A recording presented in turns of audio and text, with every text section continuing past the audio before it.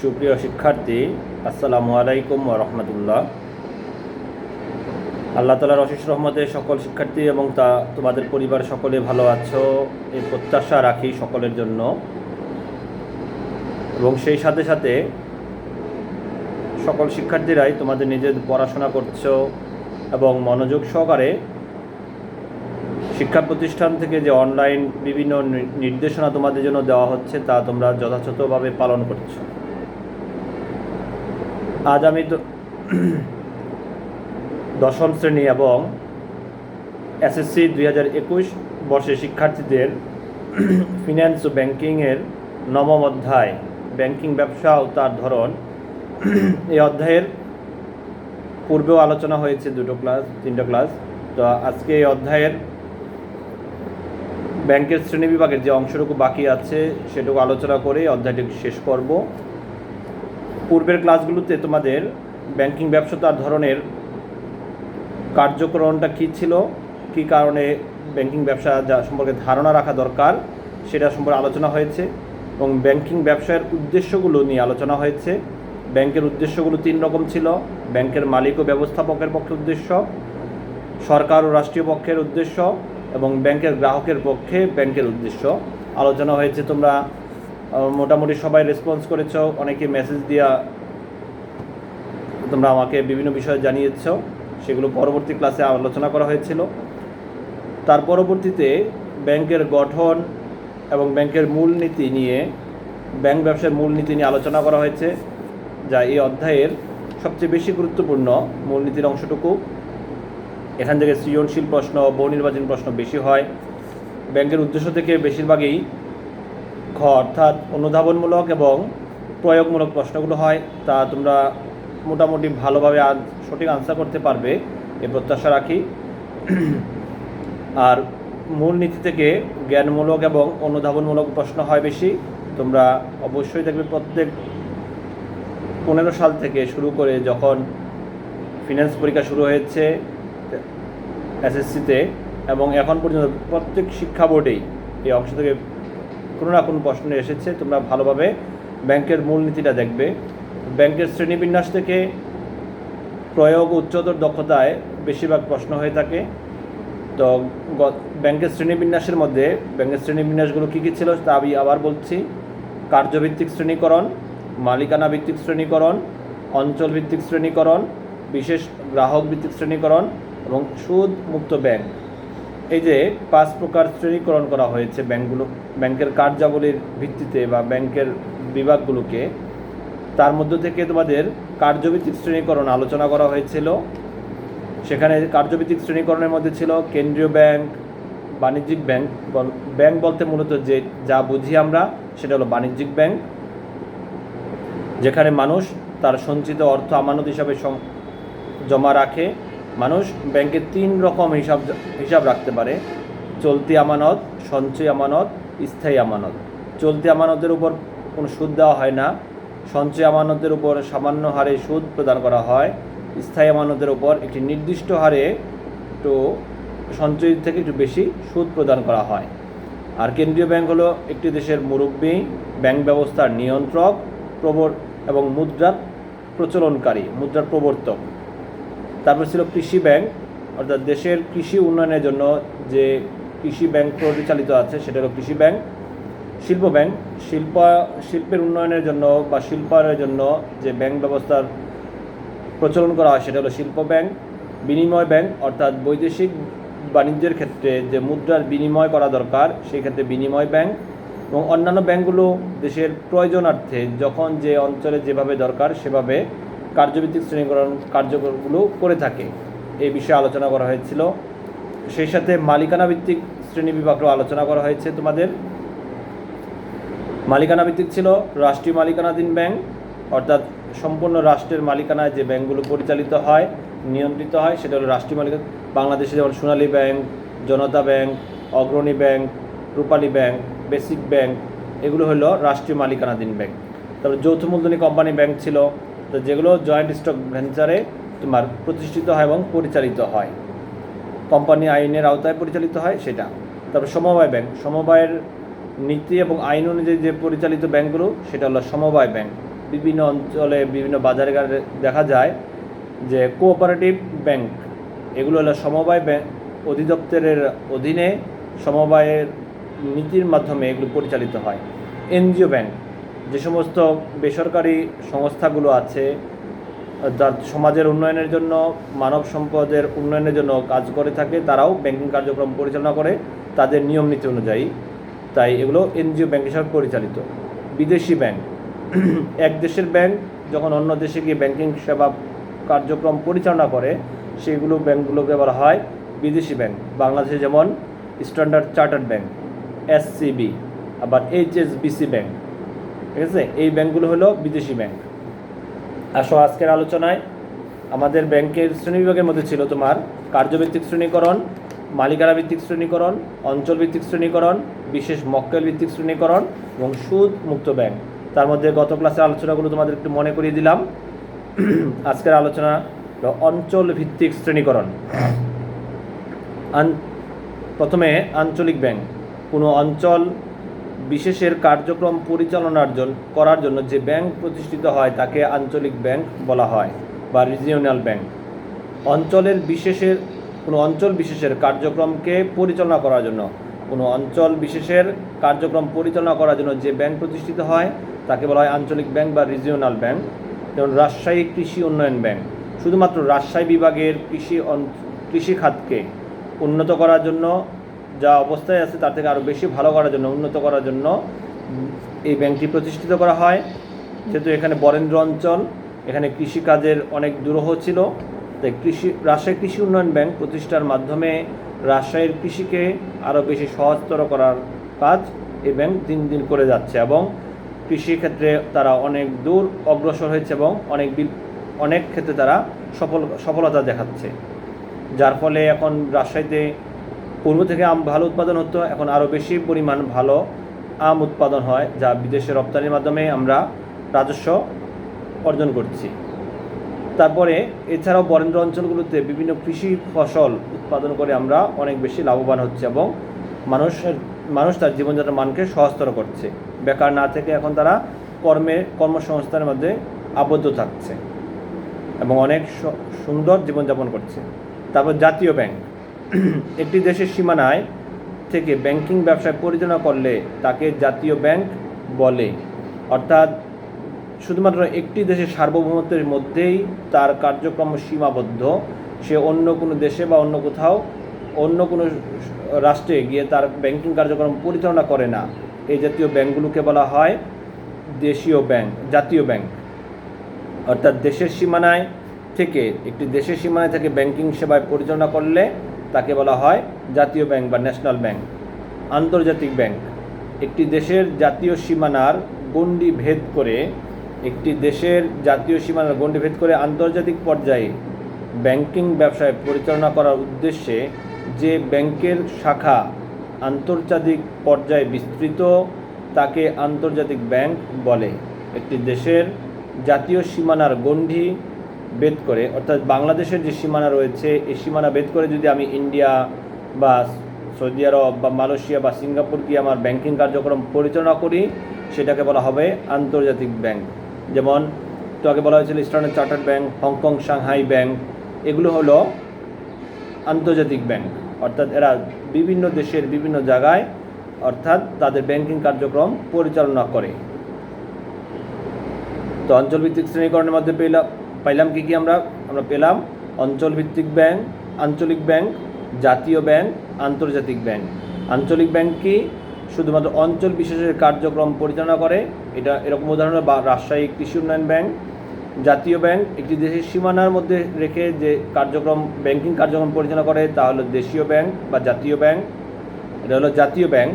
আর আন্তর্জাতিক ব্যাংক হলো একটি দেশের জাতীয় সীমানার গণ্ডি ভেদ করে যখন সে অন্য দেশে আন্তর্জাতিক পর্যায়ে গিয়ে ব্যাংকিং কার্যক্রম পরিচালনা করে সেটাকে বলা হয় আন্তর্জাতিক ব্যাংক। তারপর বিশেষ গ্রাহক ভিত্তিক ব্যাংক। বিশেষ গ্রাহক ভিত্তিক শ্রেণীকরণের মধ্যে আছে তোমার শ্রমিক ব্যাংক। শ্রমিকদের মধ্যে সঞ্চয় প্রবণতা সৃষ্টি করে জীবন ধারণের মান উন্নয়নের জন্য শ্রমিক ব্যাংক প্রতিষ্ঠা করা হয়। শ্রমিকদের মধ্যে সঞ্চয়ের প্রবণতা সৃষ্টি করার লক্ষ্যে জীবন ধারণের বা জীবনমান উন্নয়নের জন্য যে ব্যাংক প্রতিষ্ঠা করা হয় সেটা হলো শ্রমিক ব্যাংক। আমাদের দেশে স্বতন্ত্রভাবে শ্রমিক ব্যাংক নেই। আমাদের দেশে স্বতন্ত্রভাবে অর্থাৎ আলাদাভাবে কোনো শ্রমিক ব্যাংক নেই, স্বতন্ত্রভাবে শ্রমিক ব্যাংক নেই। তবে শিল্প কারখানা এলাকায় শাখা খুলে বাণিজ্যিক ব্যাংকগুলো এ উদ্দেশ্য সাধন করে।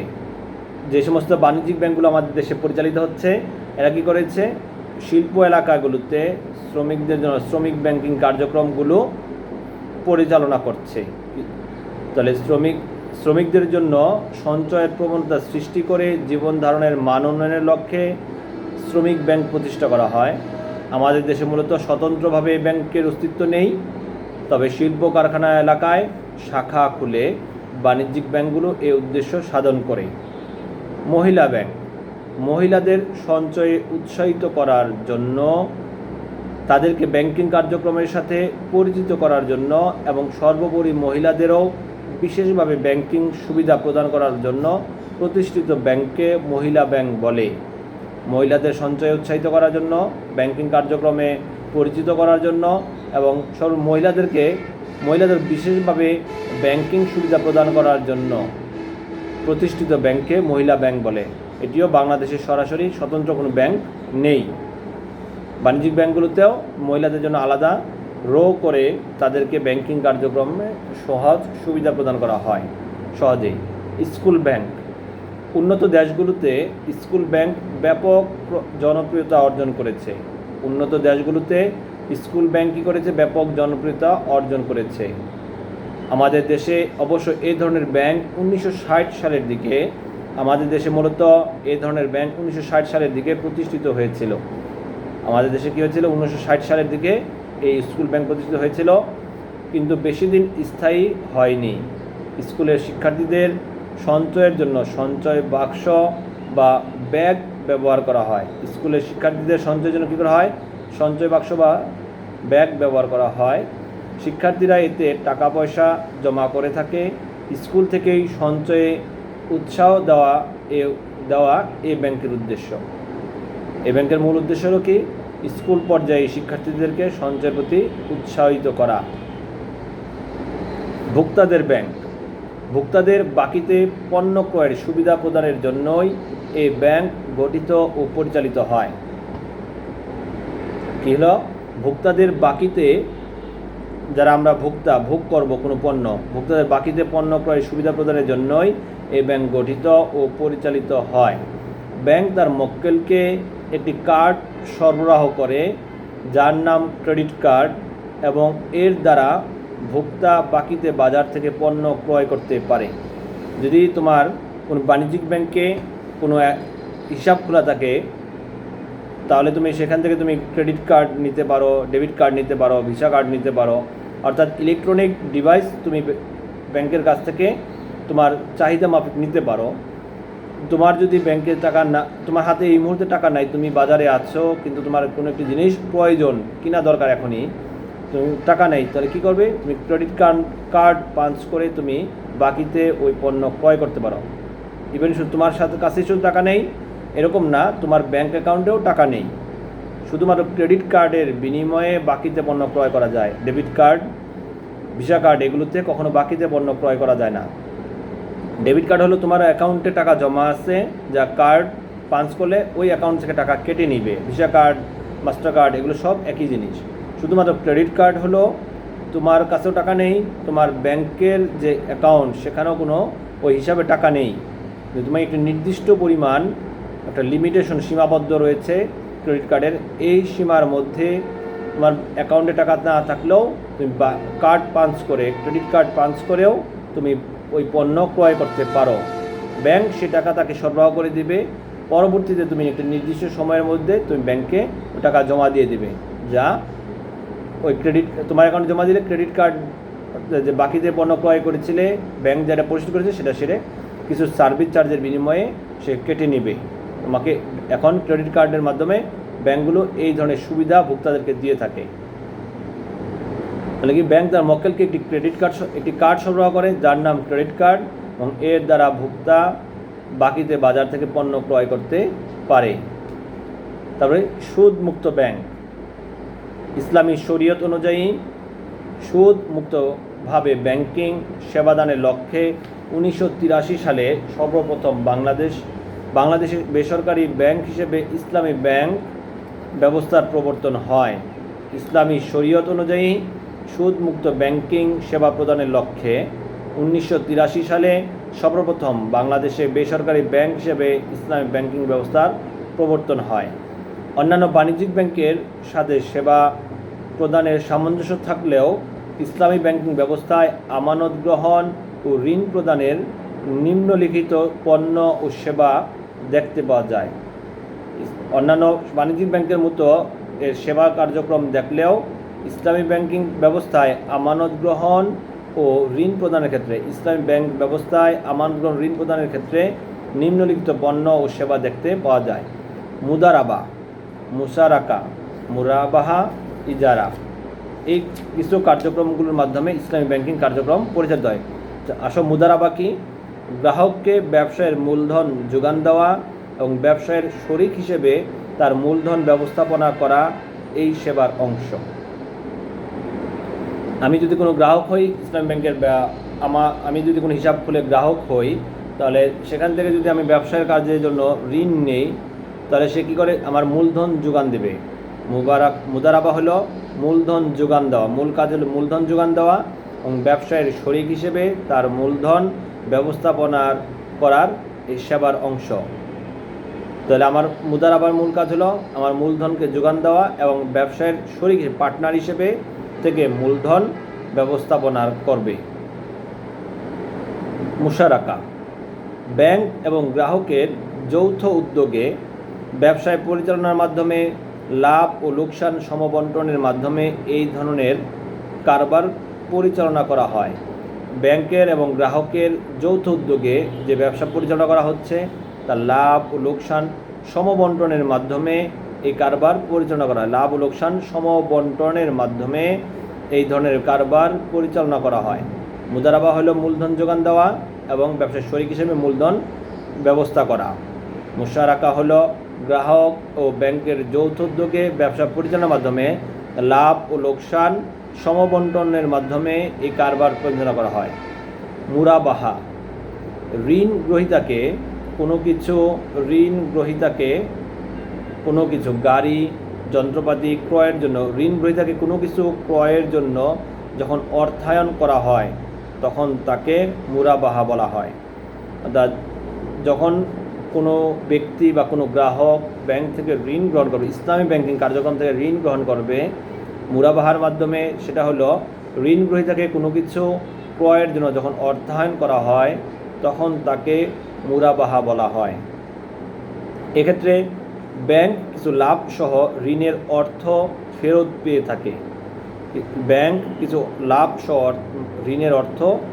পেয়ে থাকে। তাহলে মুরাবাহাও বুঝতে পারলাম। আমরা যখন ব্যাংক থেকে কোনো ইসলামী ব্যাংকিং থেকে ঋণ গ্রহণ করব তখন ব্যাংক কী করবে? আমাকে অর্থের যে ঋণের সেবা দিবে সেটাকে বলা হয় মুরাবাহা। এবং এর ফলে এই ক্ষেত্রে কী করে? ব্যাংক কিছু লাভ সহ ঋণের অর্থ ফেরত পেয়ে থাকে, যা বাণিজ্যিক ব্যাংকগুলোতে সুদ সহ বলা হয়। ইজারা, ব্যাংক কখনো কখনো ক্রেতার পক্ষ হয়ে গ্রাহকের অনুরোধে বিভিন্ন পণ্য ক্রয় করে এবং নির্দিষ্ট সময়ের জন্য ক্রেতার ব্যবহারের জন্য তার কাছে হস্তান্তর করে, এটাকে বলা হয় ইজারা। ব্যাংক কখনো কখনো ক্রেতার পক্ষ হয়ে গ্রাহকের অনুরোধে বিভিন্ন পণ্য ক্রয় করে এবং নির্দিষ্ট সময়ের জন্য ক্রেতার ব্যবহারের জন্য তার কাছে হস্তান্তর করে অর্থের বিনিময়ে। নির্দিষ্ট সময় শেষে গ্রাহক ব্যাংকের পণ্য ব্যাংকের নিকট ফেরত দেয়। নির্দিষ্ট সময় শেষে গ্রাহক ব্যাংকের পণ্য ব্যাংকের নিকট ফেরত দেয় এবং ব্যাংকের সময়টুকুর জন্য ব্যাংককে নির্দিষ্ট পরিমাণে ভাড়া প্রদান করে। এই যে ব্যাংক আমাকে একটি পণ্য কিনে আমাকে আবার সরবরাহ করলো, এই জন্য ব্যাংক কী করে? যে নির্দিষ্ট পরিমাণ ভাড়া তাকে ব্যাংকে প্রদান করতে হয়। এছাড়া ব্যাংকিং ব্যবস্থায় কার্দে হাসান, বাই মুয়াজ্জেল, বাই সালামা সহ অন্যান্য পণ্য বিভিন্ন ব্যাংকে দেখতে পাওয়া যায়। বর্তমানে বাংলাদেশে কর্মরত ইসলামী ব্যাংক সমূহগুলো হচ্ছে ইসলামী ব্যাংক বাংলাদেশ লিমিটেড, আল আরাফা ইসলামী ব্যাংক লিমিটেড, সোশ্যাল ইসলামী bank limited, Exim bank limited, Shahjalal ইসলামী ব্যাংক লিমিটেড, ফার্স্ট সিকিউরিটি ইসলামী ব্যাংক লিমিটেড এবং আইসিবি ইসলামী ব্যাংক লিমিটেড। বর্তমানে বাংলাদেশে এই ষাটটি ইসলামী ব্যাংক কার্যক্রম দেখা যায়। তারা এই ব্যাংকিং কার্যক্রমগুলো বাংলাদেশে কী করছে, তোমার পরিচালিত করছে।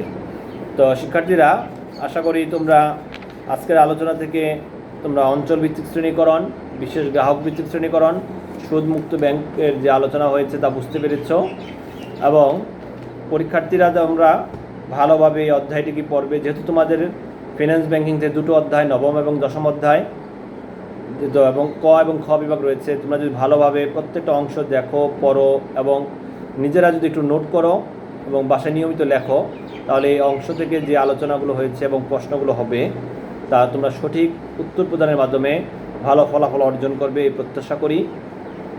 তো শিক্ষার্থীরা, আজকে এই পর্যন্তই। আল্লাহ হাফেজ। আসসালামু আলাইকুম ওয়া রাহমাতুল্লাহ।